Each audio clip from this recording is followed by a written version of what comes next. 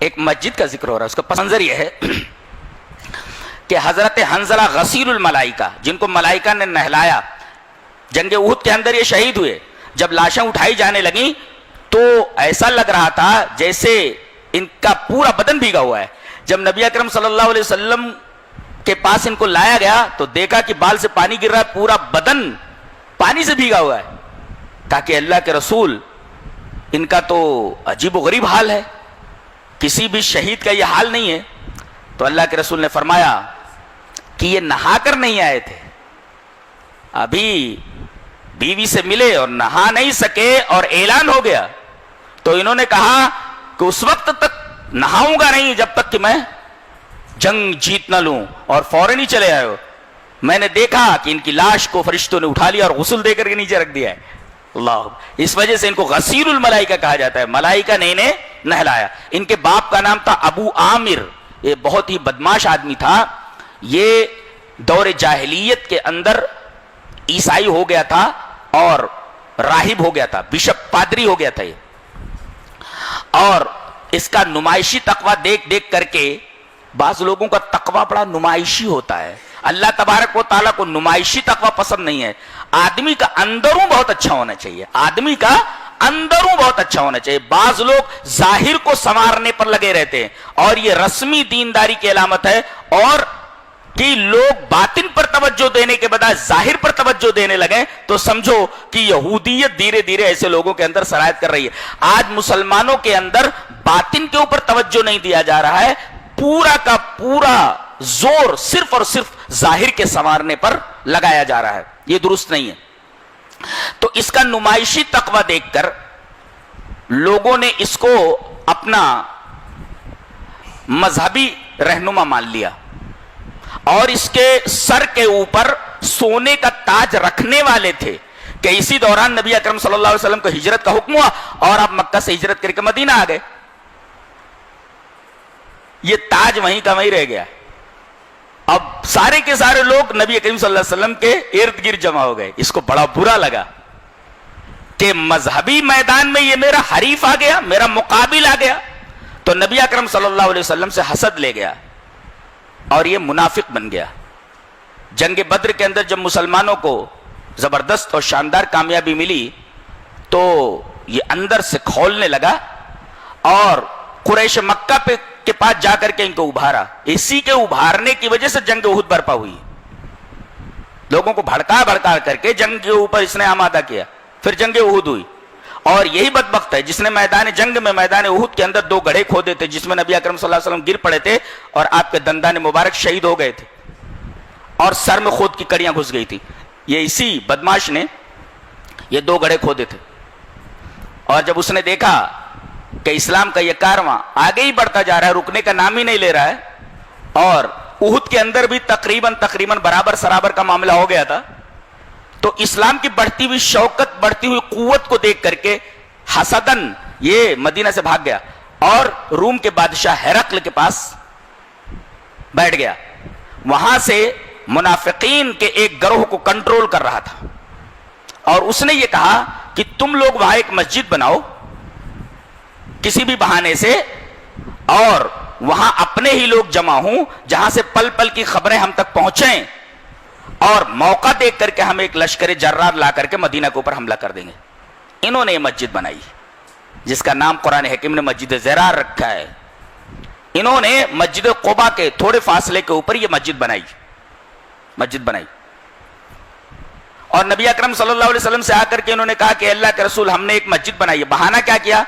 بوڑھے لوگ مسجد نبوی تک نہیں آ سکتے، عورتیں نہیں آ سکتی، رات تاریک رہتی ہے، کچھ دوسرے معذور لوگ نہیں آ سکتے، تو ہم لوگوں نے ان کی آسانی کے لیے مسجد بنائی ہے، جبکہ انہوں نے یہ مسجد کسی دوسرے مقصد کے تحت بنائی تھی. تو چل کر کے آپ اس میں نماز پڑھ دیجئے، ہم لوگ نماز شروع کر دیتے ہیں. نبی اکرم صلی اللہ علیہ وسلم نے فرمایا ابھی میں جنگ تبوک کی تیاری میں مشغول ہوں، آ کر کے بعد میں دیکھوں گا. نبی اکرم صلی اللہ علیہ وسلم جب جنگ تبوک سے واپس ہوئے، ابھی مدینہ کے باہر ایک مقام ہے مقام ذی اوان میں آپ ٹھہرے. حضرت جبرائیل نے آ کر کے بتا دیا کہ اس مسجد میں آپ قدم بھی مت رکھیے گا. کہا کیوں؟ کہا کہ یہ مسجد اس مقصد کے تحت بنائی گئی ہے. نبی کریم صلی اللہ علیہ وسلم نے تاخیر نہیں فرمائی، آپ وہیں رکے ہوئے ہیں. 2 آدمیوں کو بھیجا آپ نے، مان ابن मान इब्न अदी और हजरत मालिक इब्न दुखशुम, दो साहब को भेजा, मालिक इब्न दुखशुम और हजरत मान इब्न अदी, इन दोनों को भेजा कि वो मस्जिद को गिरा दो। इससे पहले कि मैं मदीना में दाखिल हूं, अव्वल वहला में वो मस्जिद गिरा दी जाए। वो मस्जिद को जमीन के बराबर कर दिया गया, ढा दिया गया। ये मस्जिद ज़रार की हकीकत है।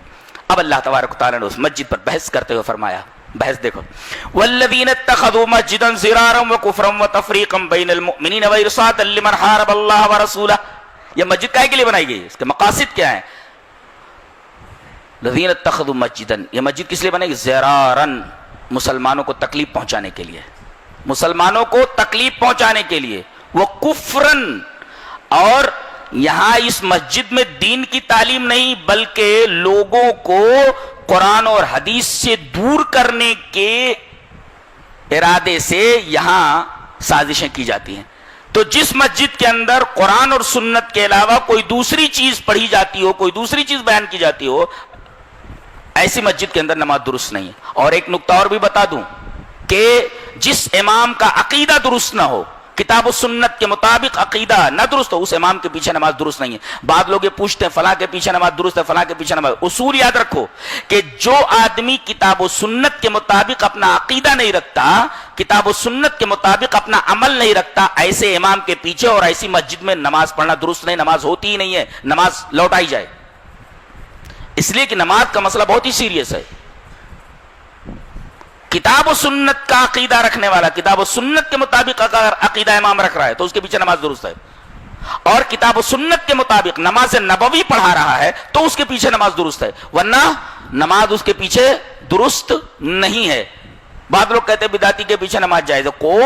कौन से बिदाती की बात कर रहे हैं आप? वो सियासी बिदात है जो बुखारी शरीफ में है कि अश्तर नखई वगैरह नमाज जब पढ़ाते थे और हजरत अली उनके पीछे पढ़ते थे और सहाबे कराम पढ़ते थे, सुन्नत के मुताबिक नमाज पढ़ाते थे, वो उस वक्त वे बिदातें सब आई ही नहीं थी। पता नहीं क्यों लोग इस्तेदलाल करते हैं। तो किताब और सुन्नत के मुताबिक अकीदा अगर आदमी रख रहा है और किताब और सुन्नत के मुताबिक नमाज नबी पढ़ा रहे तो उसके पीछे नमाज होगी, वरना आप दूसरी जो मस्जिद है जहां किताब और सुन्नत के मुताबिक अकीदा रखने वाला इमाम है और उसके मुताबिक नमाज पढ़ा, वहां नमाज पढ़िए।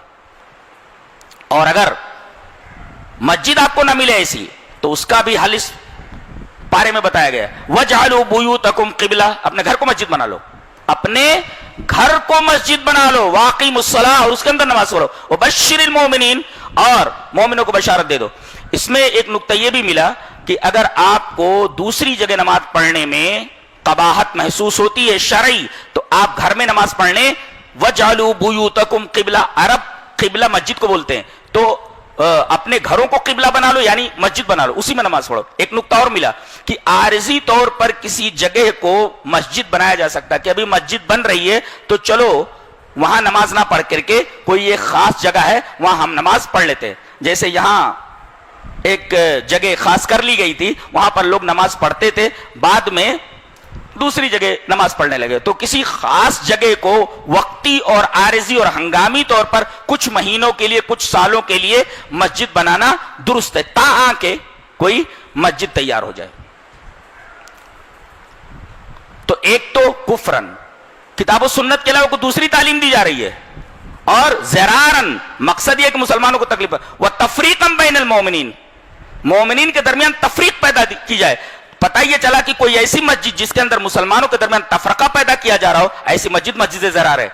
व इरसादन लिमन हारबल्लाह व रसूला, और अल्लाह और उसके रसूल से जंग करने के लिए कमीनगाह बनाई जा रही हो, जगह बनाई, अड्डा बनाया जा रहा हो, अड्डा बनाया जा रहा हो, अल्लाह और उसके रसूल से लड़ने के लिए, मस्जिद मस्जिद ज़रार है। तो ये चार सिफतें जिस मस्जिद के अंदर पाई जाए, चारों में से एक वो मस्जिद मस्जिद ज़रार है, उसके अंदर नमाज दुरुस्त नहीं है।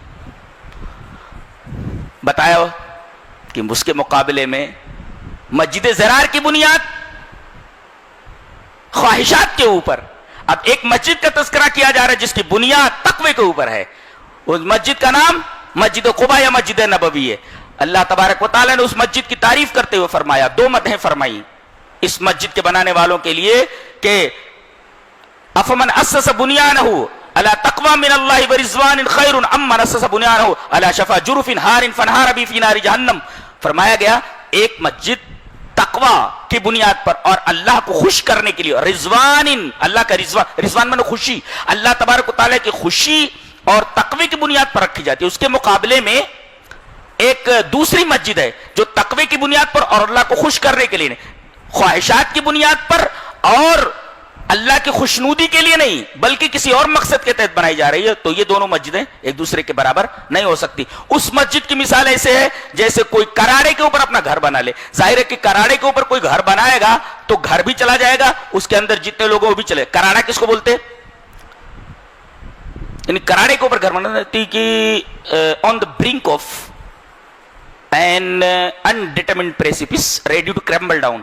یعنی کوئی جیسے یہ ندی ہے, ندی ہے, یہ پانی بہ رہا ہے اور نیچے سے انڈر کٹ, نیچے سے مٹی کٹ گئی ہو اور پانی کے نیچے, یہ نیچے پانی ہے اور ادھر سے پانی نے مٹی کو کاٹ دیا ہے اور یہ زمین بے سہارا بغیر سپورٹ کے, وداؤٹ سپورٹ, ایسے یہ پانی کے نیچے ایسے کھڑی ہوئی, کراڑا ہے, یہ کبھی بھی نیچے آ سکتا ہے, اس کے لیے نیچے سپورٹ نہیں ہے, تو اس کو کہتے ہیں برنک آف انڈیٹرمنڈ پریسیپس. پریسیپس ہے, کراڑا ہے یہ, بالکل ریڈی ٹو کولیپس, یعنی ready to crumble down, ready to fall down, کبھی بھی وہ گر سکتا ہے, وہ ایسے کھڑا ہوا ہے, ایسے نیچے کوئی سپورٹ نہیں ہے, ہی از گوئنگ ٹو کولیپس, وہ تو کبھی بھی گر سکتا ہے, جا سکتا ہے.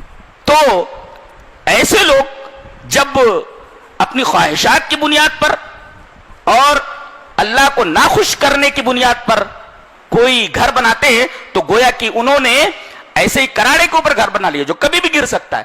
اور جو لوگ تقوی اور اللہ کو خوش کرنے کی بنیاد پر مسجد بناتے ہیں ان کی مثال اللہ تبارک و تعالیٰ نے یہ بیان فرمائی کہ جیسے کسی ٹھوس زمین کے اوپر, چٹان کے اوپر, مضبوط بنیادوں کے اوپر اس مسجد کو اٹھایا گیا ہو.